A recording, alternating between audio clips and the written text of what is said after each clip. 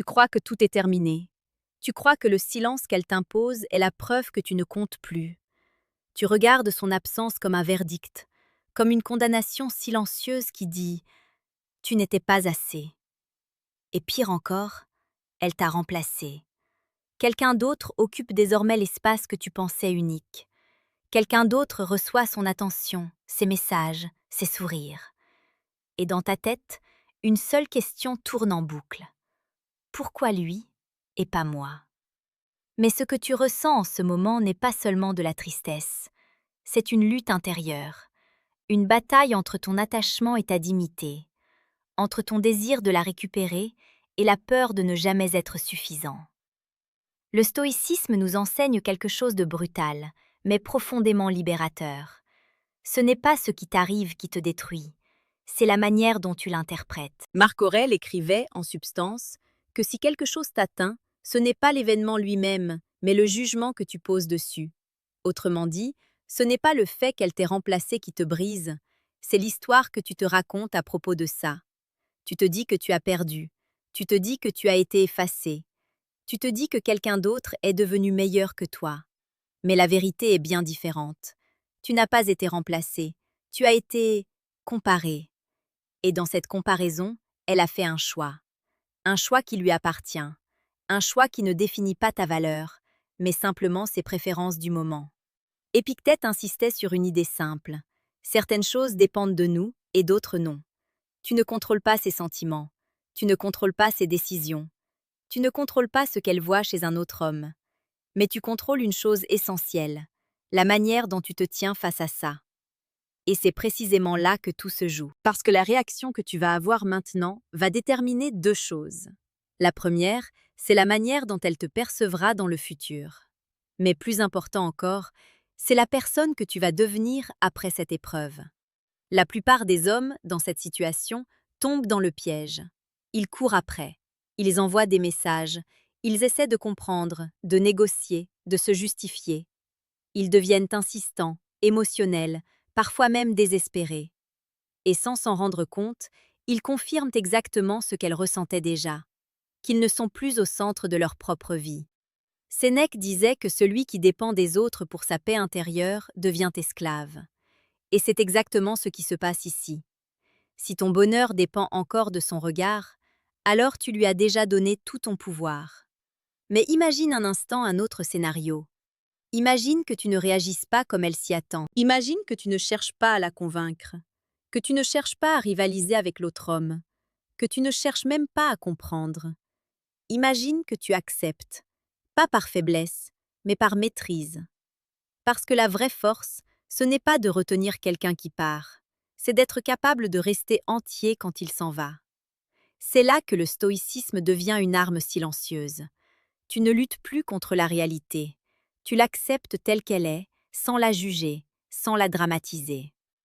Et dans cette acceptation, tu récupères quelque chose que beaucoup perdent, ton centre. Car vois-tu, une femme peut oublier un homme qui supplie. Elle peut ignorer un homme qui insiste. Elle peut remplacer un homme qui court après elle. Mais elle ne peut pas ignorer longtemps un homme qui se retire avec dignité. Pourquoi? Parce que ce comportement est rare. Dans un monde où tout le monde réagit à chaud, où tout le monde expose ses émotions sans filtre, celui qui reste calme devient intrigant. Celui qui ne cherche pas à convaincre devient mystérieux. Celui qui accepte sans se briser devient inoubliable. Et c'est là que le retournement commence, pas extérieurement, intérieurement. Tu dois comprendre que ce moment n'est pas une fin, c'est une initiation à quelque chose que peu d'hommes maîtrisent, la capacité de ne pas se définir par l'amour d'une femme. Tu n'es pas celui qu'elle choisit ou qu'elle quitte. Tu es celui que tu décides d'être, indépendamment de ça. Et tant que tu n'auras pas intégré cette vérité, tu seras toujours vulnérable à ce genre de situation. Mais une fois que tu la comprends, quelque chose change. Tu arrêtes de chercher à être choisi, tu commences à choisir. Tu arrêtes de courir après l'attention. Tu deviens quelqu'un qui la mérite naturellement. Et surtout, tu deviens imprévisible, parce que tu n'agis plus par manque, tu agis par maîtrise. Et ça, crois-moi, c'est le début du regret. Pas parce que tu essaies de la faire regretter, mais parce que tu deviens quelqu'un qu'elle ne peut plus facilement remplacer. Dans les prochains instants, Je vais te montrer exactement ce que tu dois faire. Pas pour la récupérer, mais pour redevenir cet homme qu'on ne remplace pas, qu'on perd. Ce que tu dois comprendre maintenant, c'est que le silence que tu t'apprêtes à adopter n'est pas une stratégie de manipulation. Ce n'est pas un jeu pour la faire revenir, ce n'est pas un calcul, c'est un repositionnement. Parce qu'au fond, tant que tu agis en fonction d'elle, tu restes dépendant. Et tant que tu es dépendant, tu es prévisible. Et un homme prévisible, surtout dans la perte, devient transparent. Alors tu vas faire quelque chose de radical. Tu vas te retirer. Pas en disparaissant comme un fantôme blessé, pas en bloquant dans la colère, pas en espérant secrètement qu'elle remarque ton absence. Tu vas te retirer intérieurement. Cela veut dire que tu cesses immédiatement de surveiller sa vie. Tu cesses de vérifier ses publications, de chercher des indices, de comparer avec l'autre homme. Tu coupes ce lien invisible qui te maintient attaché à son quotidien.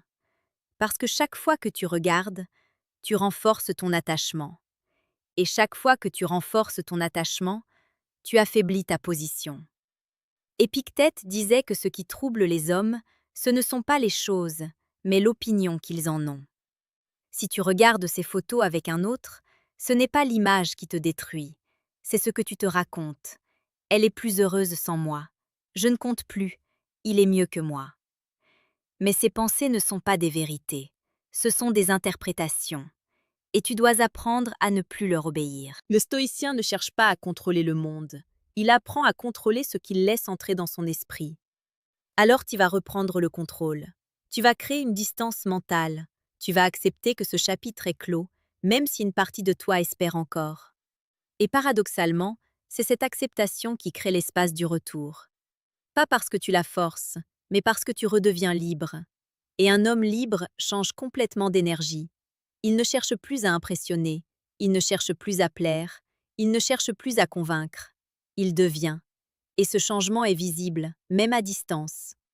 Parce que les femmes ressentent l'énergie d'un homme bien avant de comprendre ses actions. Elles perçoivent s'il est centré ou s'il est en manque. Et si aujourd'hui elle t'a remplacé, ce n'est pas forcément parce que tu n'étais pas assez bien. C'est souvent parce que tu n'étais plus aligné. Peut-être que tu t'es oublié dans la relation. Peut-être que tu as commencé à vivre pour elle, à adapter tes choix, à chercher son approbation. Et sans t'en rendre compte, tu as perdu ce qui t'avait rendu attirant au départ, ton indépendance intérieure. Sénèque disait que l'homme qui se suffit à lui-même possède la plus grande richesse. Et c'est exactement ça que tu dois reconstruire. Pas pour elle, pour toi. Tu dois redevenir quelqu'un qui avance, avec ou sans validation extérieure. Quelqu'un qui ne se lève pas le matin en pensant à ce qu'elle fait, mais à ce qu'il doit accomplir. Quelqu'un qui ne mesure pas sa valeur à travers un regard, mais à travers ses actions. Et c'est là que le vrai travail commence. Tu dois remplir ta vie, pas artificiellement, pas pour montrer, mais pour te reconnecter à toi-même. Reprends ce que tu avais laissé tomber, tes ambitions, ton corps, ton esprit, tes projets, tes relations. Redeviens actif. Parce que l'inactivité nourrit la nostalgie. Plus tu restes dans le vide, plus ton esprit retourne vers elle. Plus tu revis les souvenirs, plus tu idéalises, plus tu t'enfermes. Mais dès que tu avances, quelque chose change. Tu reprends de la puissance. Et cette puissance, elle ne se crie pas, elle se ressent.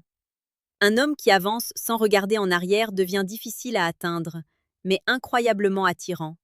Et c'est là que se produit un phénomène étrange. Plus tu lâches prise, plus tu reprends de la valeur. Parce que tu n'es plus disponible émotionnellement comme avant. Tu n'es plus accessible à tout moment. Tu n'es plus dans la réaction. Tu deviens stable. Marc Aurèle rappelait que la meilleure revanche n'est pas de ressembler à celui qui t'a fait du tort.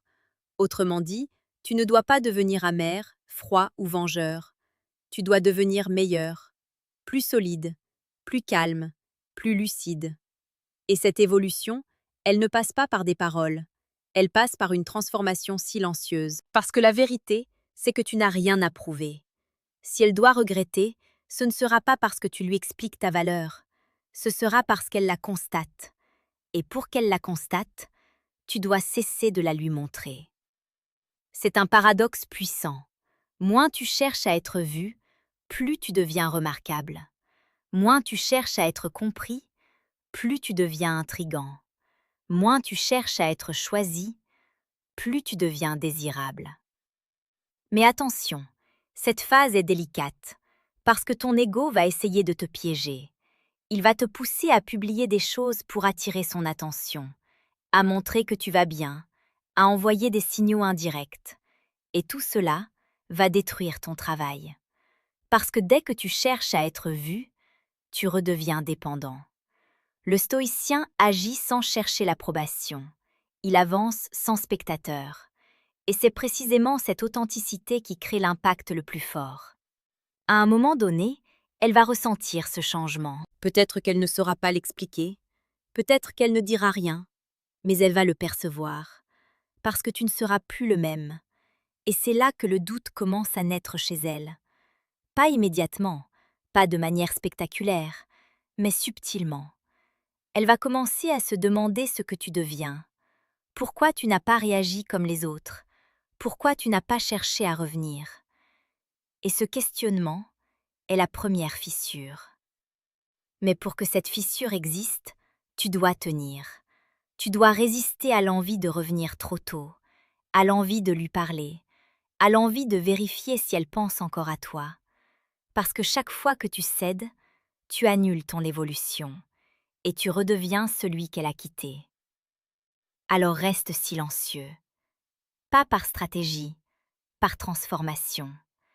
Parce que le silence d'un homme centré n'est pas vide, il est rempli de maîtrise. Et dans le dernier bloc, je vais te révéler ce qui se passe réellement dans son esprit et comment, sans rien faire, tu peux devenir celui qu'elle regrette profondément d'avoir laissé partir. Maintenant, il est temps de comprendre quelque chose que peu d'hommes réalisent, ce qui se passe réellement dans l'esprit d'une femme après une rupture. Au début, tout semble clair pour elle. Elle a pris une décision. Elle l'a justifiée intérieurement. Elle a peut-être trouvé quelqu'un d'autre, quelqu'un de différent, quelqu'un qui représente une nouvelle émotion, une nouvelle énergie. Et dans cette phase, elle est convaincue d'avoir fait le bon choix.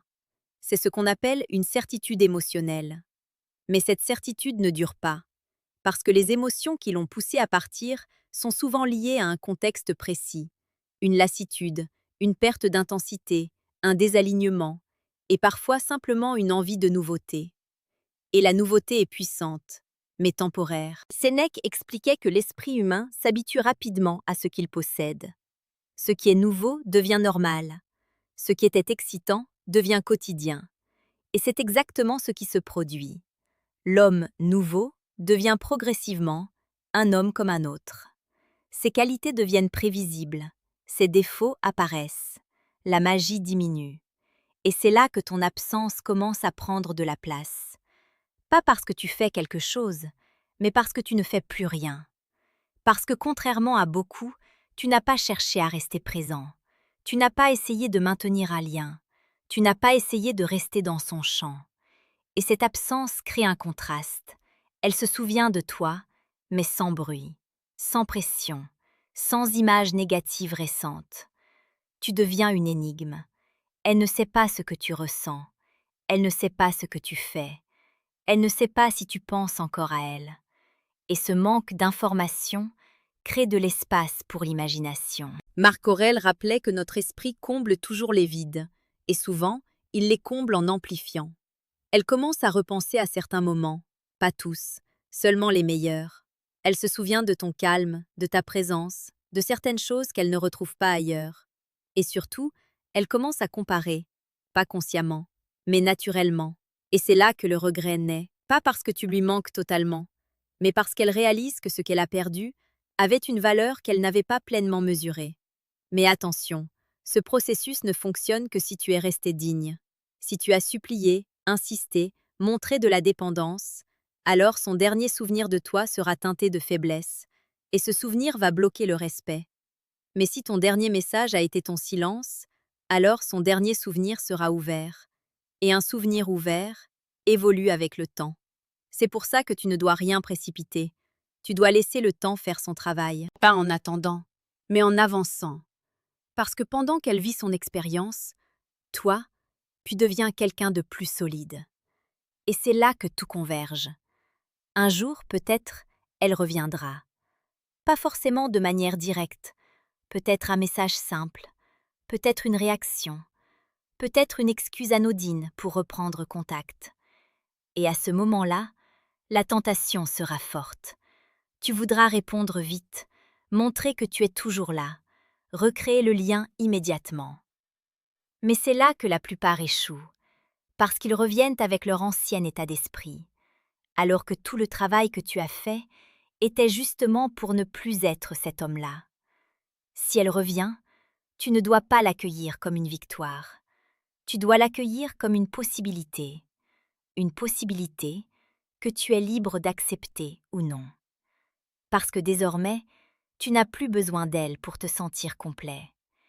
Et c'est précisément cette position qui change tout. Épictète disait que celui qui n'est pas prêt à perdre n'est pas libre. Maintenant, tu es prêt. Pas parce que tu veux la perdre, mais parce que tu sais que tu ne te perdras plus toi-même. Et c'est ça la vraie transformation.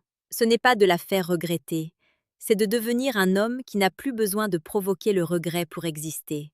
Un homme qui avance, qui construit, qui choisit. Un homme qui comprend que chaque perte est une sélection, que chaque départ est une clarification, et que chaque épreuve est une opportunité de devenir plus fort, plus lucide, plus aligné. Petite parenthèse, les amis, j'ai créé un manuel complet sur la séduction stoïque. Il t'apprend comment parler avec maîtrise pour créer une vraie attraction. Le lien est en première ligne de la description. Il est surtout à presque à la fin de la vidéo. On continue. Alors si ce message résonne en toi, prends un instant. Pas pour penser à elle, mais pour te regarder, toi. Pour te demander honnêtement, est-ce que je suis en train de devenir l'homme que je respecte? Si la réponse est non, tu sais ce qu'il te reste à faire. Et si elle est oui, alors continue. Parce que le monde appartient à ceux qui se maîtrisent. Et si tu veux aller plus loin dans cette transformation, abonne-toi discrètement. Pas pour suivre une tendance, mais pour construire une version de toi que personne ne pourra remplacer. Parce qu'au final, le vrai pouvoir n'est pas de retenir quelqu'un, c'est de devenir inoubliable sans jamais courir après.